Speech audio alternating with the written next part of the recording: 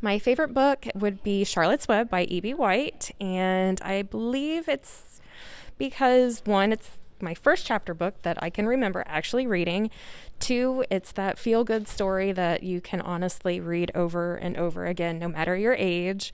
And three, I love the way Charlotte describes Wilbur with her words.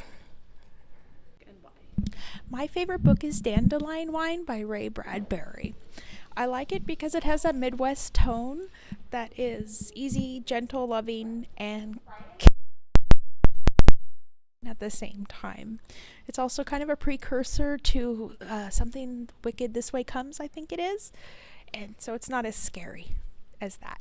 It's much more mild and reminds me a lot of my grandparents. My favorite book was Black Beauty that I read as a young child, probably for my love of horses. The Pelican Brief by John Grisham.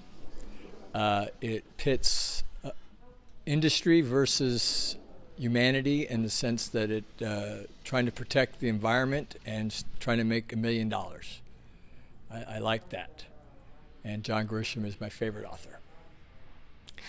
My favorite book is on Libby. I like to listen to my books on my phone, and it is Amor Towles' Rules of Civility.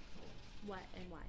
And it's because it's about the culture of the 1920s in New York City, and it's really interesting. My favorite book is Ockalicious. And why do you like it? Because there's a mermaid in it. My favorite book is a book I've read so many times, but as it's a kid's book. It's The Fortunate Isles by John Rowe Townsend.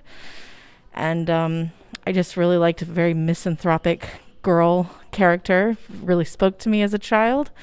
And she goes on a grand adventure and becomes one of the most important people for her island nation, and then slips back into obscurity, back to her home, back to her life again. I kind of love that.